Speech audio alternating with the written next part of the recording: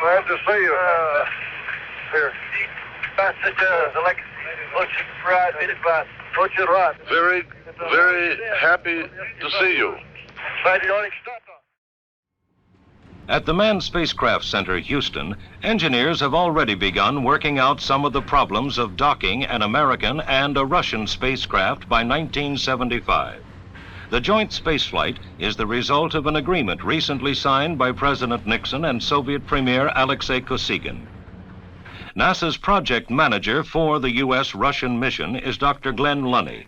The entire context in which this is being conducted is one of trying to define for the future the kind of systems we will use to rendezvous and dock in space. The primary purpose being rescue, and the secondary purpose that then would naturally accrue would be one of conducting planned joint cooperative exercises that we agreed on ahead of time. The hardware involved in the mission includes an Apollo command and service module, a docking module that serves as an airlock for the astronauts and cosmonauts, and the Russian Soyuz spacecraft. Altogether, it should look like this. As shown here in animation, rendezvous and docking in space is a maneuver familiar to both countries. The Russian Soyuz and Salyut spacecraft have docked on numerous occasions. So too, the Americans in the Gemini and Apollo programs. Commenting on the significance of the joint venture, NASA Administrator Dr. James Fletcher. This is not the culmination, but a very major milestone in a long period of negotiations with the Soviet Union on space cooperation. And in my judgment, this is perhaps at least one of the most important missions that NASA has, and that is to promote international cooperation. I don't know of another more visible way that two countries who are the leaders in the space program can be shown to cooperate on a very complex endeavor like this docking mission. ASTP, Apollo-Soyuz Test Project. Now in its third year of preparation, all is nearly ready for this first link-up in space with the Soviet Union. Each country will launch and fly its own spacecraft, but share a common docking module that will allow astronauts and cosmonauts to pass to and from each other's spaceship. Commanding the three-man U.S. crew for the joint mission, astronaut Thomas Stafford, 44, from Weatherford, Oklahoma. Right now, we're optimistic we'll meet the launch schedule. The hardware's in good shape as far as astronaut and cosmonaut training are in good shape. When you put the whole... Before this mission, he had flown 3 times in space. He was commander of Apollo 10, the mission that orbited the moon and qualified the lunar module for subsequent lunar landings. Astronaut Vance Brand, 44, from Longmont, Colorado, is the second crewman and is command module pilot. Civilian, aeronautical engineer, former test pilot. He's been a backup crewman on previous flights, but this was his first trip into space. Well, as command module pilot, I'm essentially the middle seat man. I sit between Tom and Deke. I have responsibility for understanding and really having responsibility for solving problems in the area of the command module should they come up. During launch, I assist Tom. I run the computer. After we get into orbit, I work with the optics a lot. The time of entry, re-entry, I'll be flying the left seat.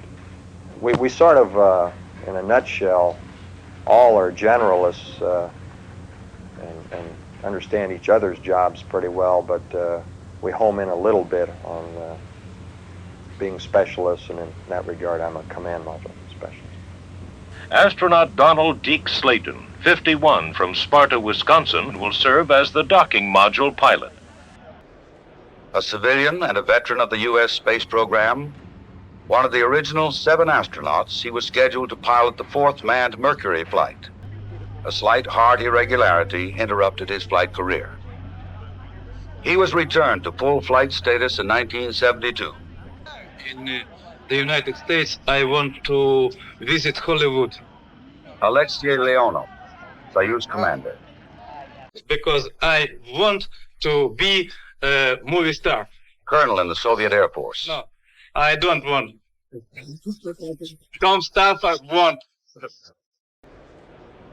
In 1965, on the flight of Voskhod 2, he became the first man to walk in space. I was born in Siberia in 1934 on May. Worker, and my mother was a teacher. Another civilian crew member, Valery Kubasov, age 40, the Soyuz flight engineer. Я летал на корабле «Союз-6». On Soyuz 6, he successfully performed the first welding experiments in the zero gravity of space. Both cosmonauts will be piloting the Soyuz spacecraft. First one is a technical one, and that's to demonstrate a capability to do rescue on an international scale. We haven't had that capability in this country to do it on our own, and of course the Russians haven't either. Over and above that, I think probably one of the biggest benefits, and probably even more so than the first one, is this ability to get together with another country that we haven't been too cooperative with in a lot of areas and do something constructive jointly. And I think this is probably, the benefits of this will be much greater in many other areas than in the space area itself. Just getting technical people together and teaching them how to work together and converse together. A key element in the mission is the docking module that will allow the two countries to link up their craft in space. Again, Deke Slayton. Well, a docking module is a relatively simple piece of equipment. It's the only new piece of gear, but it's basically an airlock with a new docking mechanism on the end of it. And one end has the basic Apollo drogue so that we can turn around the same as we did in the lunar program and pull a lem out. In this case, we pull the docking module out of the booster. And so it's attached to the nose of the command module for the remainder of the mission. And it has a hatch on each end. And the reason we need an airlock, probably should make that clear, is because the Apollo vehicle operates on an atmosphere of 5 pounds of pure oxygen. The basic Soyuz operates at atmospheric pressure with the same composition as air here on Earth, basically. For this mission, they've agreed to depressurize their vehicle down to 10 pounds pressure in order to prevent us from having to spend large periods of time going through pre-breathing when we transfer from one vehicle to another to prevent the bends. So by them going down to 10 pounds, then we go through the docking module. Well, we go in, close the hatch from the command module side, pressurized to 10 pounds, and that puts us equal to the Soyuz. We can then open the hatch on the Soyuz end and transfer into the Soyuz. Coming back the other way, we do the same thing. And we pressurize with a mixture of nitrogen and oxygen, so we end up with the same mixture as the Soyuz when we're at 10 pounds. The docking mechanism itself, which is the other basic part of that vehicle, is American, well, I'm not sure whose basic concept it is, but at least our half is built by the Americans, the Russian half is built by the Russians, and they interface with each other, but their basic design is different. Ours is a hydraulic system, electric motors. Theirs is more of a mechanical type system. But externally they look identical, internally they're quite different. We asked Vance Brand to give us an overview of the joint mission, including the major milestones. Next July 15th, we will have 2 spacecraft launched, one in the Soviet Union, one in the United States. We'll have 2 cosmonauts on board the Soviet spacecraft, 3 astronauts on board the American spacecraft. The American spacecraft will lift off at Cape Kennedy 7.5 hours after the Soviet spacecraft lifts off in Kazakhstan, a place called Baikonur. That starts the mission. After that, in a nutshell, the Soviets stay up 6 days, we stay up 9. But along the way, they will get into orbit, and we will launch into orbit behind them. It will only take us 10 minutes to get into orbit, but then it will take us roughly 2 days to catch up with them. We will rendezvous on the Soviet spacecraft. At the time of docking, which is after we complete the rendezvous, we'll be over the Soviet Union, and there will be TV coverage. We will lock the two spacecraft together, and after that, we'll stay in joint flight with the spacecraft docked for 2 days, and we'll have a lot of joint activities. We'll, with the cosmonauts, we'll be doing experiments together, eating together. We'll be doing demonstrations. We may have might have a press conference. We'll have many activities together. Now, there will be 4 transfers. It turns out that it's sort of a big thing to transfer between spacecraft because we have an airlock between us. So we will have 4 transfers during this 2 days when astronauts transfer to the Soyuz spacecraft and vice versa. We'll have varying mixtures of crews during this period. After that, after we are finished, we'll undock.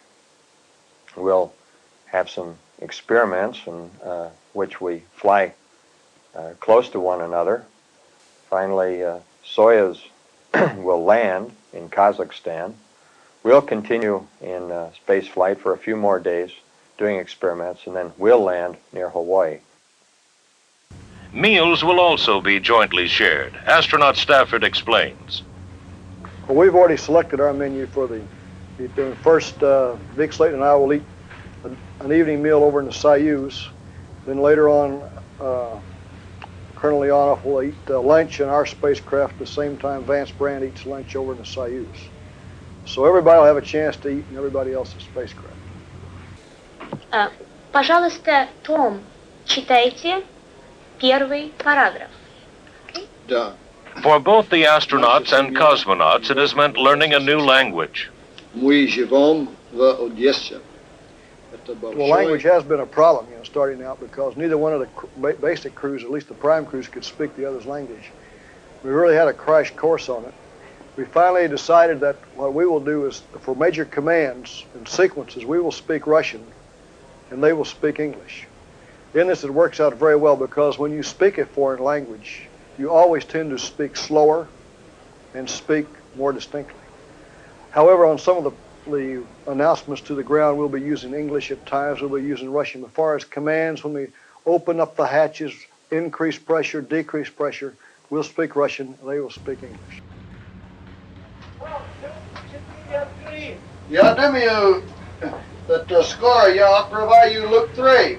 If all goes as planned, the next time these men meet and shake hands like this, they'll be 140 miles above the Earth. How are you, Alexei? I'm well. Boss. Glad to see you. How's your family? Well, we started out both here and in Star City showing each other's side the basic systems that we'll use in each spacecraft.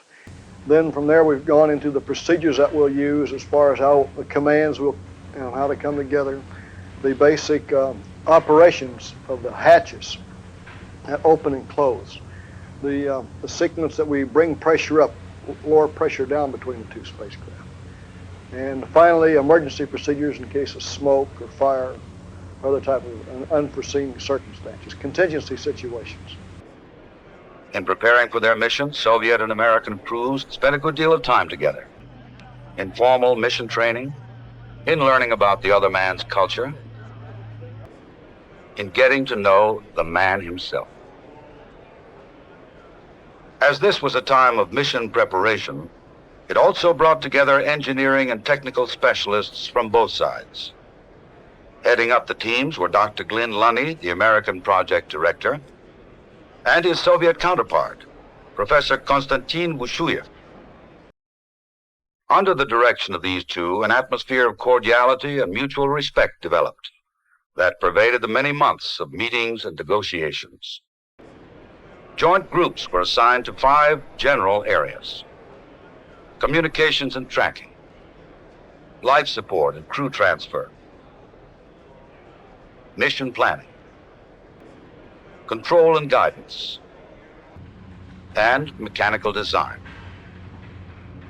This latter category included the building of the first universal docking system. The system's development, its ultimate testing in space, constituted the specific goal of the Soviet-American space agreement signed in Moscow in 1972 by the chief executives of both nations. Although each nation designed and built its own half of the docking system, the interface, that is, the physical mating of the two, was a single design. Considering the language barrier, the differing technologies, two diverse political systems, the development program moved with relative ease. There were differences, to be sure, but none that was above negotiation and compromise. Perhaps Professor Bushuyev put those differences in the proper light. He said, "In our joint work, there has been only one contradiction. Dr. Lunny drinks black coffee, and I drink mine with cream." 27 experiments are planned during the 9-day flight, ranging from stratospheric aerosol measurements to crystal growth. A telescope to scan the celestial sky for extreme ultraviolet radiation, and a helium glow experiment that will examine the nature of gases found between stars, were developed at the University of California's Space Science Laboratory by Dr. Stuart Boyer, one of the principal investigators. On a larger, more global picture, one would like to know how a star is born and what happens to it through its life, and then how it dies. And some of these stages are better known than others, but it's clear that stars are born out of the material, this tenuous gas in the interstellar medium. Now, exactly how they're born, there's a lot of uncertainty, but it is clear that this material, which is a billion times less dense, more tenuous than the air in this room, is the place where stars get started. It's that stuff that makes a star. From the Soviet Union's launch complex in the province of Kazakhstan, the Soyuz spacecraft was launched first. The Soyuz spacecraft, its crew approaching the end of pre-launch checks, is about to signal the start of this historic mission. Soyuz, the commander Alexei Leonov, and flight engineer Valery Kubasov.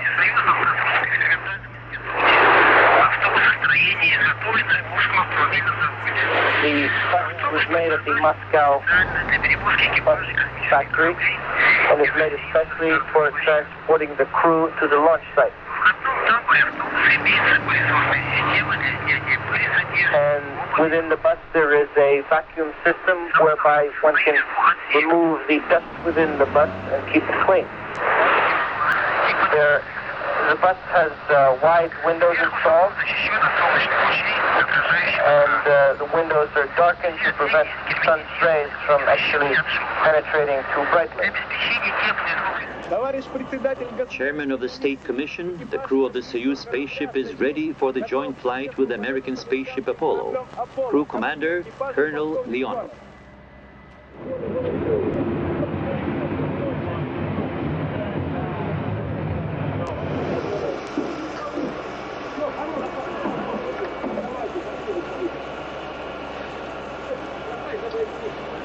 Дорогие товарищи,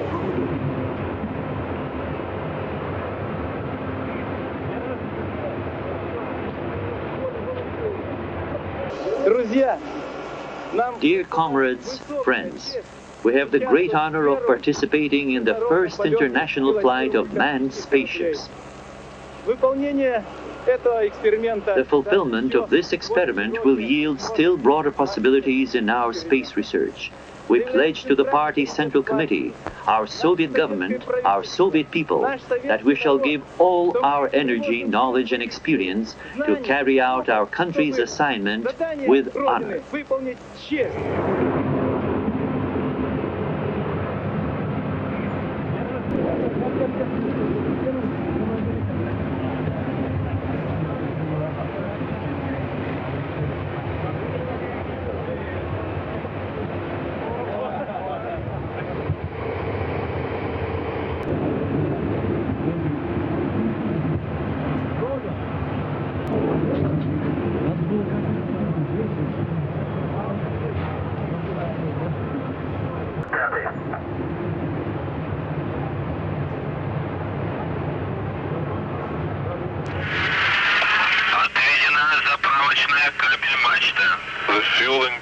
has been removed. Telemetry registry equipment has been turned on. Also, the onboard control systems of the registration equipment here. Ignition. The engines are powered up. The launch. The booster is off. Moscow time 15 hours, 20 minutes, 10 seconds. The flight is proceeding normally. The program maneuver of the booster rocket has been given 20 minutes into flight. The flight is normal. The engine is operating in a stable manner. There's a slight movement of the booster oscillation. 30 seconds. The flight is proceeding normally. At Mission Control Moscow, flight controllers monitor Soyuz as it gathers momentum en route to orbital altitude. Less than 9 minutes after launch, Soyuz, powered by triple booster stages, is inserted into its assigned orbit. This is Apollo Saturn Launch Control. The countdown has proceeded smoothly this morning, and the flight crew here at the Kennedy Space Center were alerted about 10:30. They're right now in the suit room at the Manned Spacecraft Operations Building, donning their spacesuits, and they're scheduled to leave the suit room about 12:37 for the trip out to Pad B.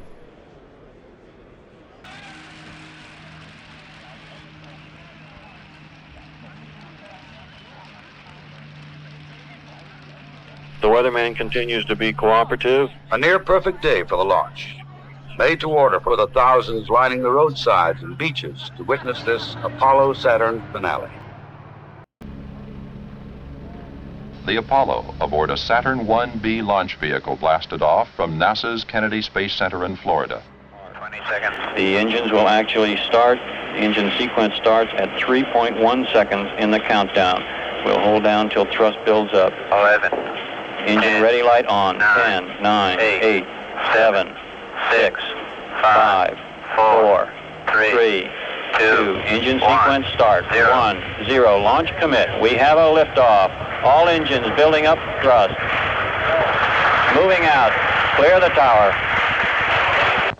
Roger, tower clear. Roger, Tom, you got good thrust on all engines. You're right on the money. Roger, I got a roll program started, but not much. Roger, Tom? Yeah, she goes. Pitch program, little shaky lift off, but it's smooth as silk now. Okay. Saturn launch vehicle beginning a 45-second maneuver to the proper roll. Trajectory looking good. 30 seconds and we're on the way. Roger, Tom, you're looking real fine. Apollo now 3 miles in altitude, 1 mile downrange. Stand by for mode 1 Bravo. Mark, 1 Bravo. 1 Bravo, 2 Gs. Roger. And cabin pressure's coming down. Roger.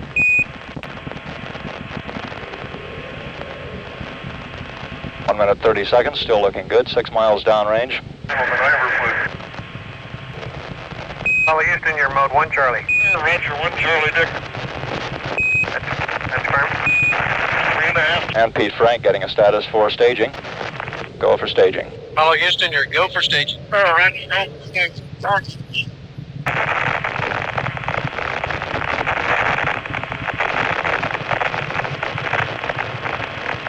And we have a report that we are losing some data here in the control center. We've lost data from the command module computer. Trajectory still looking good. Roger, Tom. Okay, and that light is out on the 4B. Roger. We got acceleration. Capcom Dick Truly advising the crew that everything looks good on the Saturn second stage. Tower jet, there she goes. Roger, tower jettison, your mode. And the launch tower no longer needed, has been jettisoned as planned. We go! Roger. And we're right in there. This is Apollo Control at 12 minutes. Everything looking good here on the ground. A normal orbit insertion. The booster engineer here in Mission Control Houston reports that the booster is doing all the things that it should following that insertion. And everything looks very good. Good burn on both the first and second stages of the Saturn. And a very normal launch sequence. Is in position now, having turned around 180 degrees to move in and dock with the docking module and extract the docking module from the S4B Saturn second stage. The first major step taken by the Apollo crew was to separate from its second stage launch vehicle and make a transposition maneuver. The Apollo slowly moves in on the docking module, which was contained in an adapter on the forward portion of the launch vehicle using the probe and drogue system utilized on all previous Apollo Skylab flights. First, there was a soft docking in which 3 capture latches hook up, and moments later 12 latches were activated to secure and seal the 2 vehicles together. Then, the extraction. Hello, Houston, at Rosman for a real short pass, about 1 minute. How do you read? Roger, got a good hard dock, looks real lined up, and all the latches are good. Okay, super, Tom. Before the flight is 3 hours old, the docking module is smoothly extracted from the second stage booster, left trailing behind. The docking module, some 10 feet in length and 5 feet in diameter, is the airlock tunnel between the Apollo and Soyuz, which permits transfer of the crews. In addition, the docking module contains scientific experiment packages, which the astronauts activated during the later stages of the flight. Off scale high, should be below 60.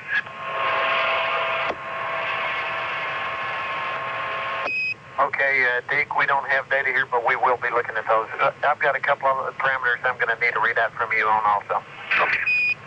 See y'all later. During the next 40 hours, Apollo, through a series of maneuvers, will slowly close the orbital gap with Soyuz. Okay, copy.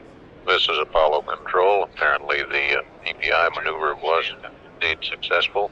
Tom Stafford reported from Apollo that he was station keeping with Soyuz. Both control centers, Moscow and Houston, have given a go for docking. Soyuz, Apollo. I need you 585. Hello, Houston. Did you see the Soyuz? Behind the docking module. Uh-huh. Here he comes, just above the docking module. Looks real pretty. Right on schedule, the sighting and rendezvous of the Soyuz spacecraft takes place a little less than 2 days after the launch. The altitude about 140 miles above the Atlantic Ocean just east of Brazil. Soyuz docking system is ready. Good show. Let's see that. Look at that. I'm approaching Soyuz. Oh, please don't forget about your engines. Using a T-target, Vance Brand pilots the Apollo toward the Soyuz. This is the first flight test of a universal docking system. The Soviets built their unit, Rockwell International built the American system. And while different in some aspects, they are compatible.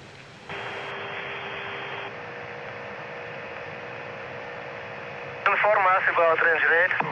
It's очень хорошо. Половина метров. The Apollo pilot is looking out of the left rendezvous window of his spacecraft. At close range, he cannot see the actual docking equipment, only the target.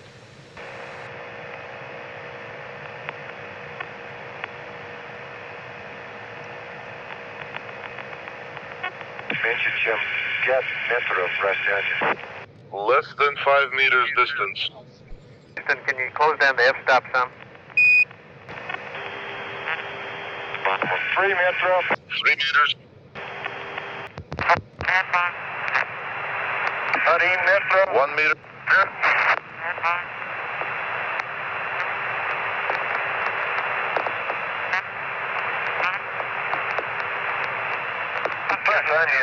Contact.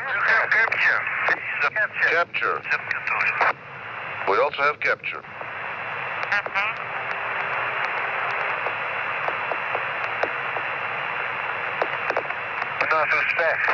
We have succeeded.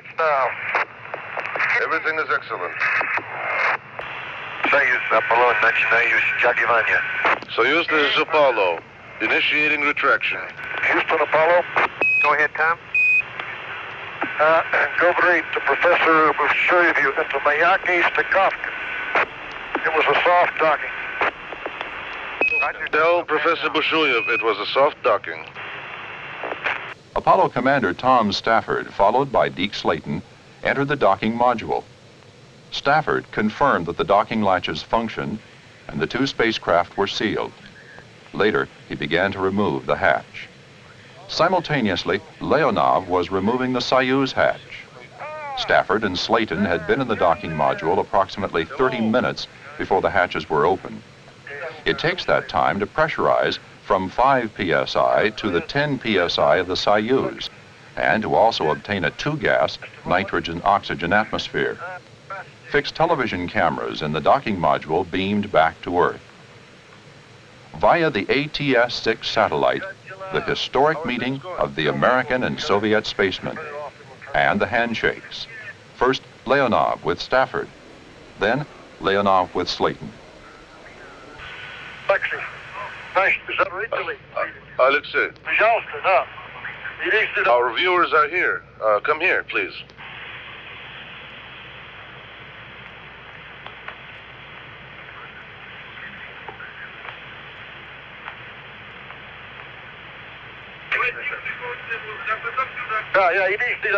Yes, come here. Okay, turn on the camera. Hit the remote. Okay. Here. Glad to see you. Here. Very, very happy to see you. This is the Soyuz and the United States.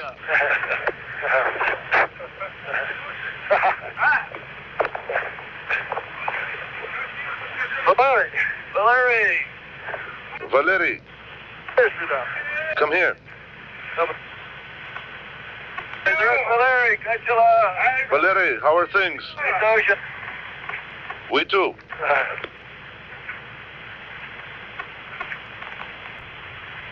Okay.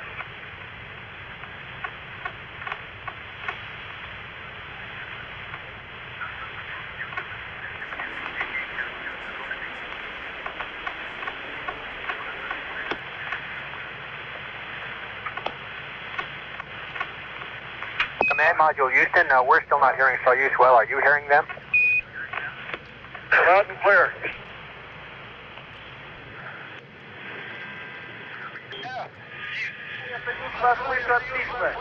For 1 minute. Tom, how do you read me? Находится на своей связи. Пригласи его рядом с собой и дай ему третий шлемофон.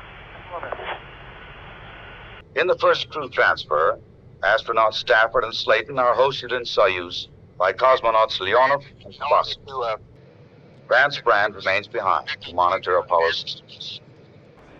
In the name of the Soviet people and from myself personally, I am to mark the occasion, leaders of both the USSR and the United States relay their congratulations. The Soviet spacecraft. New possibilities are opening up for fruitful development of scientific cooperation between countries and the peoples in the interests of peace and progress of all humanity. I wish you successful completion of the planned program and a safe return to Earth. Leonid Brezhnev. The astronauts are on the line, sir. Gentlemen, let me call to express my very great admiration for your hard work, your total dedication in preparing for this first joint flight. It's taken us many years to open this door to useful cooperation in space between our two countries. And I'm confident that the day is not far off when space missions made possible by this first joint effort will be more or less commonplace. And may I say, in signing off, here's to a soft landing. Thank you very much. Thank you, Mr. President. Among ceremonies scheduled for this first day of joint flight are the exchanges of national flags by the spacecraft commanders. Thank you very much, Alexei. Thank you. The American and Soviet crews exchanged a variety of gifts. Leonov had special medallions for Stafford, Slayton, and Brand. Leonov lets the medallion drift in space. And there were tie clasps, replicas of the Apollo-Soyuz spacecraft docked together. During the joint operations, the Soviet crew spoke English, while the Americans spoke Russian. And one crew member always remained in his spacecraft, while the others worked or ate their meals in the other spacecraft. For the National Archives of both countries, the spacecraft commanders, Stafford and Leonov, signed flight certificates attesting to the success of the Apollo-Soyuz Test Project.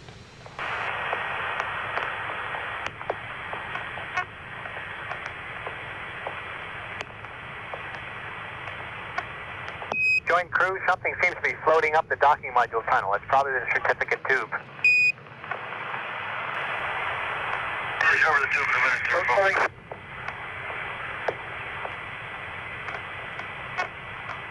Roger, I just didn't want you to be looking for it. Thanks, appreciate that.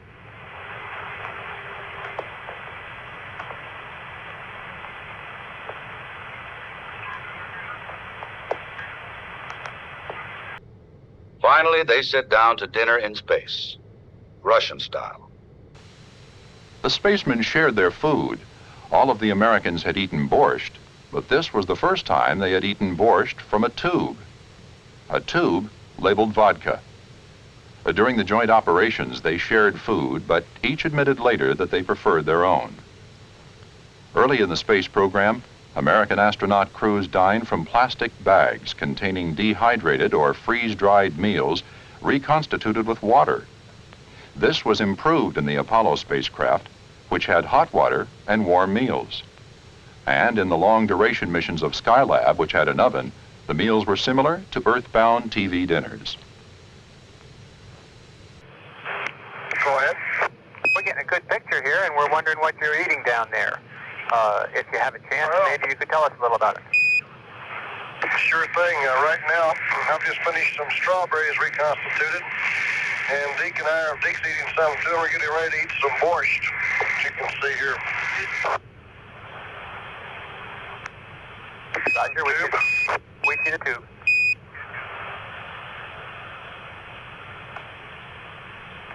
After that, I'm going to have a turkey with apple and cranberry sauce.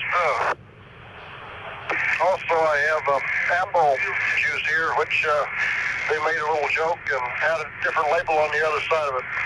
This is yablычный sok. This is unusual juice. Different sok.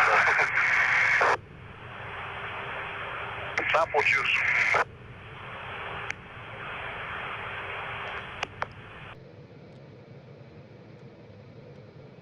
Following breakfast in their separate spacecraft, the crews begin the second day's slate of activities, which includes working on the joint experiments.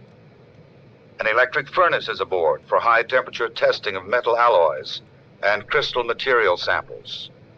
One of these samples is a joint experiment. Investigators believe that uniform mixtures of metals and perfect lattice structures can be consistently achieved in materials in the non-gravity of space. In the day's first transfer, Vance Brand visits Valery Kubasov in Soyuz, and Colonel Leonov is hosted by astronauts Stafford and Slayton in Apollo. Activities begin with a tour of both spacecraft. Kubasov shows Soyuz to the American audience.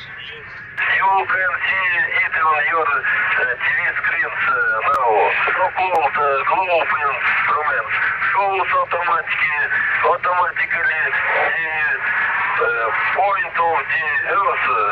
Our spacecraft is flying over at this moment. In front of me there is another panel.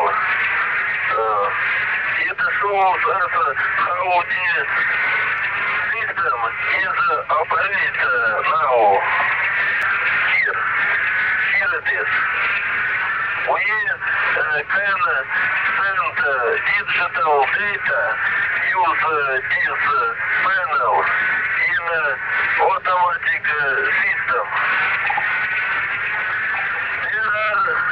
two command signal devices. The right one and the left one. Tom Stafford explains Apollo to Soviet viewers. Here we have our onboard computer.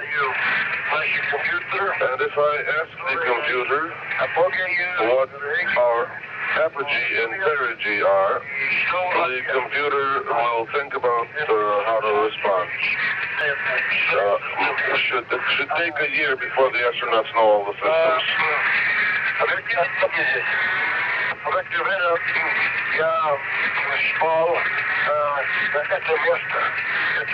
Here is the place where I sleep. This is the Apollo commander's place. You know? It's been a most rewarding 2 days here in space, working with the Apollo-Soyuz project. Soon after the third transfer, the spacemen field questions from the Soviet and American press. And the rest of the world has seen is the result of the determination, the cooperation, and the efforts by the governments of the two countries, by the managers, engineers, and all the workers involved. It's been a very rewarding experience. Roger, it's Moscow's turn to ask the questions that have been posed by the press there. Thank you, Bo. Алексей Leonov. Насколько считаете вы комфортабельным корабль «Аполлон»? И How comfortable do you consider the Apollo spacecraft to be, and how do you like the American food? As all philosophers say, the best part of a good dinner is not what you eat, but with whom you eat.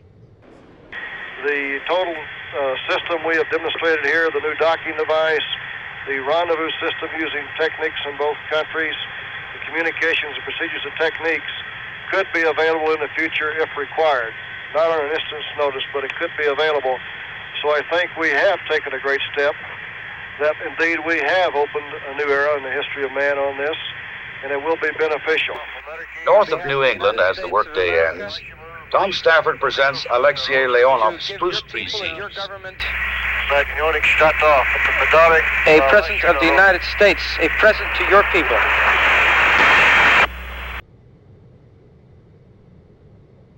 Spacecraft commanders also join the two halves of an Apollo-Soyuz medal.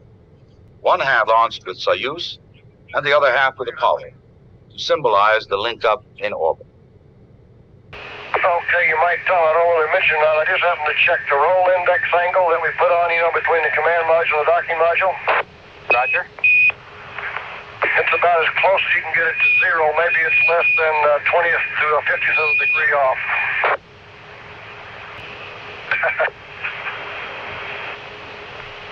When time comes to retire to their own craft, it's das vidanya and goodbye.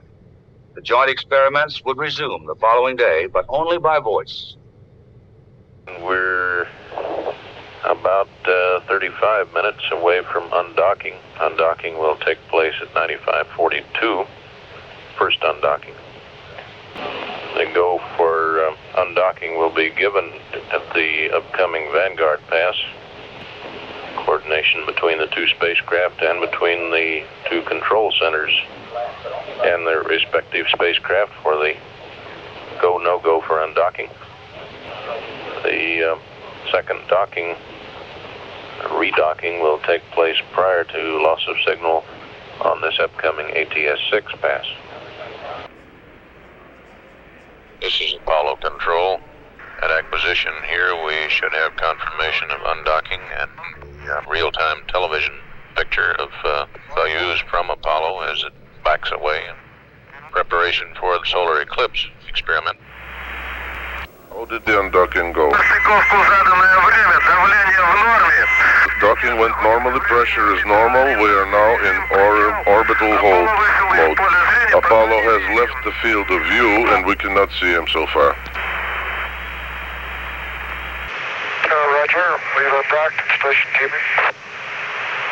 Everything was on time, though. Soyuz orientation lights on. Most volume. Roger. Apollo Houston, may we ask you put that out the window camera to peak? Roger. You got peak, Bo. Thank you. And the panel 230 up telemetry switch was in up telemetry. That's Roger. Focal repeater shot me up. About 50 meters now. No, 30 meters. Soyuz ready for orientation. Russia, auditorium. Okay, ready. Apollo Houston, the TV picture is so good we can see the capture latches. Roger, bro, roger. We can look at ballpark. It's about 50 meters, plus or minus 1 or 2. Roger. Solar eclipse occurs briefly and infrequently on Earth, giving scientists too short a time for adequate study. But with two-manned spacecraft and proper maneuvering, a solar eclipse can be simulated. With Apollo blotting out the solar disk, the Soyuz crew train their cameras on the solar corona, recording pictures for later study. They dock again, providing yet another test of the compatible docking mechanism.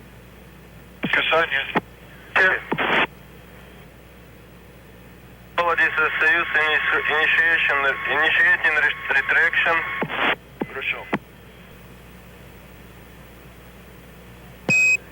Apollo Houston, it was a beautiful docking. We had a good picture. We can see Italy coming up in the Mediterranean right now.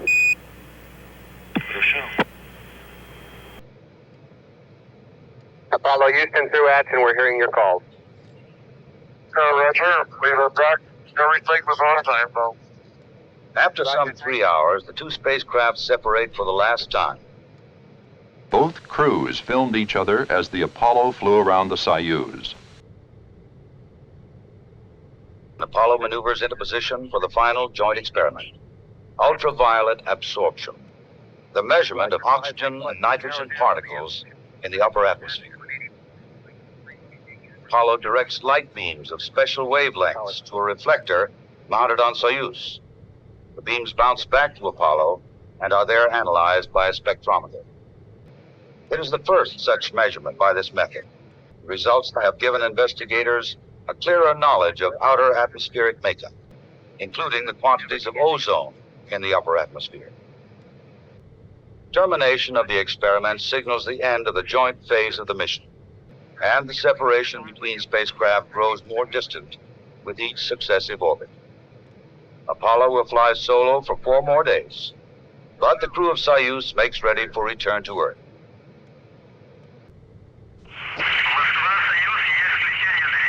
Moscow, this is Soyuz. We have engine fire. Stabilization is stable. Roger. The engine fired in a stable mode for 20 seconds. Roger, Soyuz.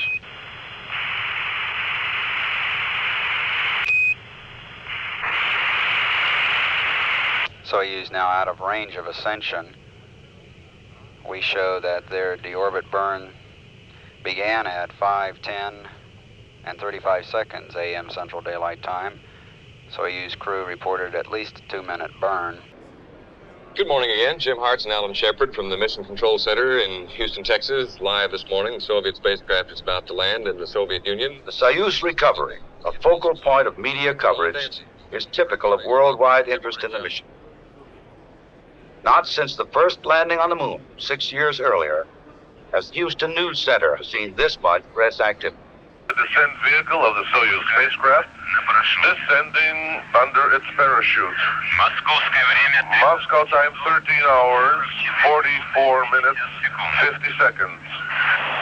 Beneath its single striped parachute, Soyuz settles to Earth in Soviet Central Asia.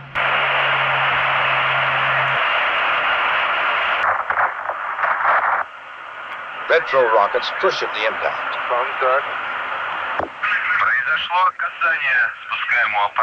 Contact of the descent vehicle at 13 hours, 50 minutes, 54 seconds Moscow time. The parachute 3 memorable years have ended.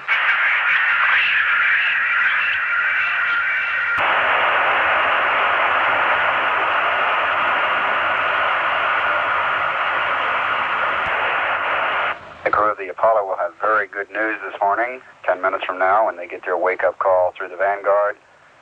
Their ASTP team members, Alexei Leonov and Valery Kubasov, safely back on Earth, being surrounded by members of the press and rescue team members.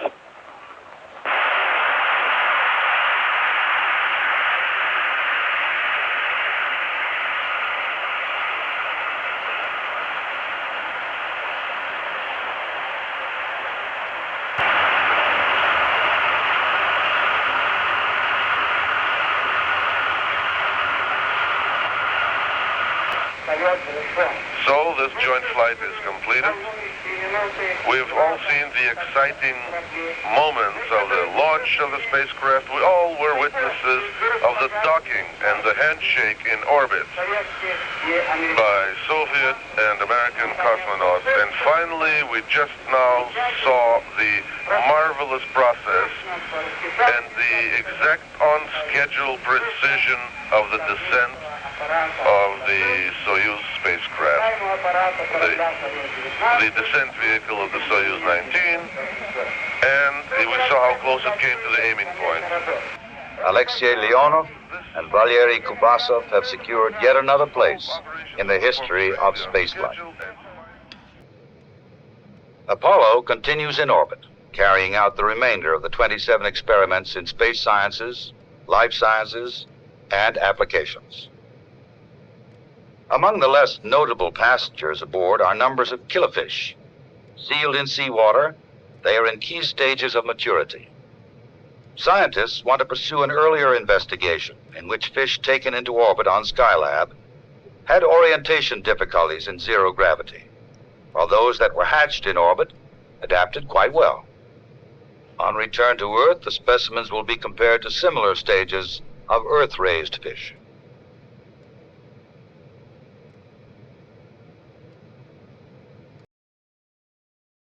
Through highly refined instruments, they look out in our galaxy and beyond. A new source of radiation is found, the extreme ultraviolet, which many scientists thought would remain forever invisible. Others felt it didn't exist at all. The discovery ranks high in importance and may open a new branch of astronomy for studying the universe. They attempt to locate the sources of soft X-rays. They probe the temperature and abundance of the interstellar medium.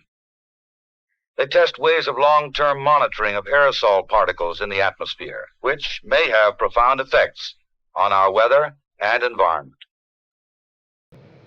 They look back on Earth, on those features that will yield the greatest results: geological features, the oceans, the deserts, pollution patterns, weather formations, all the phenomena that comes under the general heading of Earth resources. As the mission comes down to the wire, the docking module is jettisoned, and it too becomes part of an experiment. With the two instrumented spacecraft close together in the same orbit, it is possible to measure their relative movements caused by variations in Earth's gravity. The technique provides a means of accurately mapping the Earth's mass structure on a global basis. Mono. Go. Guido. Go. Retro. Go, flight. GNC. Go flight. Apollo Control, 99 hours, 29 minutes, Go. phase elapsed time. Go indeed. Flight Director Frank Little. Go. Pulsing his flight controllers. ECOM reports everything looks fine. Go for the burn. Okay, Crip, everything's up. Great shape up here. The only thing we're concerned about is that you got all your splashdown parties coordinated over. Well, I've been working on that. Okay, sounds good.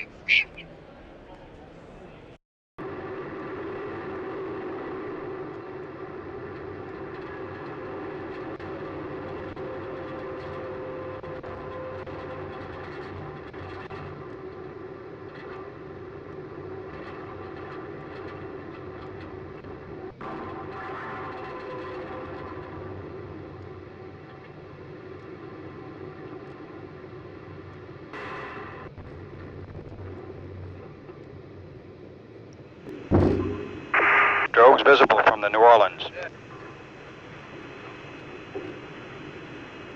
Round of applause here at Mission Control Center. Okay, pass from 600.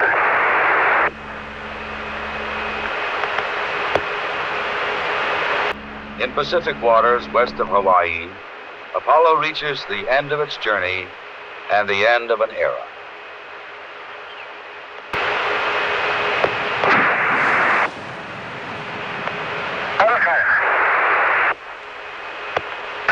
Tremendous round of applause here at Mission Control Center with Splashdown. This is recovery. We can see two writing bags inflated at this time. Boys, roger out. We've got our second ALS numbers in the water. Numbers in the water. Going thumbs up. There we go. This is recovery. New Orleans, we have a single one.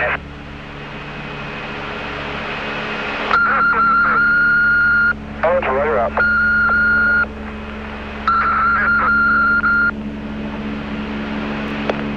During re-entry, gas from the attitude thrusters had entered the command module, creating a hazard. Quick action by the crew in recognizing and correcting the problem avoided a potentially tragic incident. They were later hospitalized in Hawaii for observation and treatment.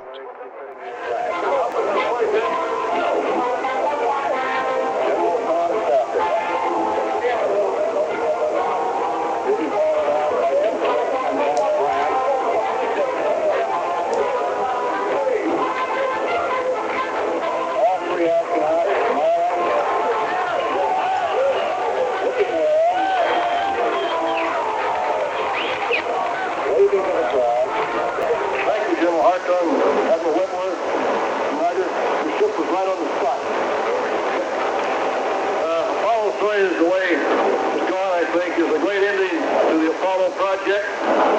It's also an example that if you work long and hard, do your planning, do your homework. In this case, it was a lot of diplomatic homework. A lot of people all together came off beautiful. There's so many people around the world I want to thank for this. The main thing, everything went great. I know that all the people in America are glad to see this event. It was the effort of a lot of people. And the main thing is that this is the end of one era of Apollo and the beginning of another. So with that thought, I'd like to introduce a couple of great guys I've had the privilege of sharing 9 days with besides training with for 2 years. Steve Slayton.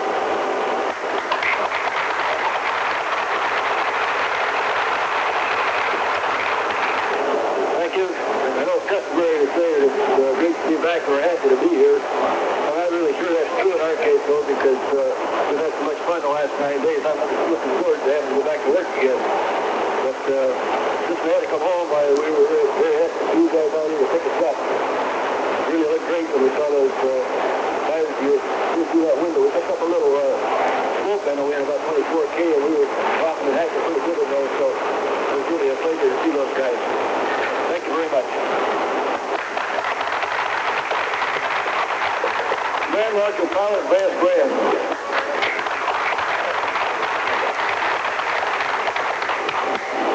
Well, we're really in extra good company here. I'll tell you, it's great seeing all of your faces, and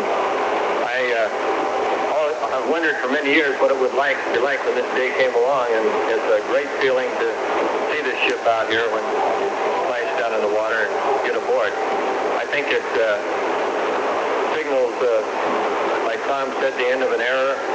The Navy, the recovery forces have been with us all through Apollo, before Apollo, Skylab, of course, Apollo-Soyuz, and I want to say thanks for picking us up, and I think I'm extending that thanks to way back in time, too.